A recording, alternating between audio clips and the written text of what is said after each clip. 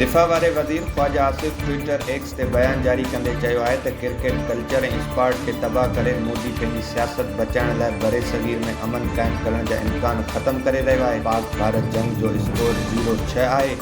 असीं कुझु न करे रहिया आहियूं। मोदी भारत ऐं परदेही मुल्कनि में पाण मुरादो ख़्वार थी रहियो आहे। भारतीय टीम एशियन क्रिकेट काउंसिल जे सदर मोहसिन नक़वी खां एशिया कप फाइनल जी ट्रॉफी वठण खां इनकार करे छॾियो। भारतीय टीम जी ज़िद सबबि दुबई फाइनल तक़रीब देर सां शुरू कई वई, जॾहिं त ICC सदर मोहसिन नक़वी पंहिंजे फ़ैसिले ते क़ाइमु रहियो ऐं भारतीय टीम खे फाइनल तक़रीब में कंहिं खां बि ट्रॉफी वठण न ॾिनी वई।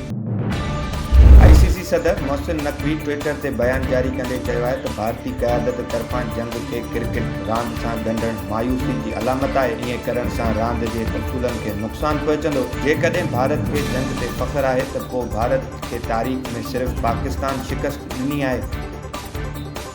नायब वज़ीर आज़म इसहाक़ डार प्रेस कॉन्फ्रेंस कंदे चयो आहे त पाकिस्तान जो केस गॾियल फोरम में सभिनी हंधनि ते बहितरीन नमूने सां पेश कयो वियो। गॾियल क़ौमुनि जे अॻुवाणनि पाकिस्तान जे वज़ीर आज़म जो ख़िताब ग़ौर सां ॿुधो। असां जूं मौजूदा कोशिशूं पाकिस्तान जी मईशत खे वधीक बहितर कंदियूं, जॾहिं त ट्रंप जी ग़ज़ा बाबति मुस्लमान मुल्कनि जे अॻुवाणनि सां मुलाक़ातुनि सां बहितर नतीजा साम्हूं ईंदा।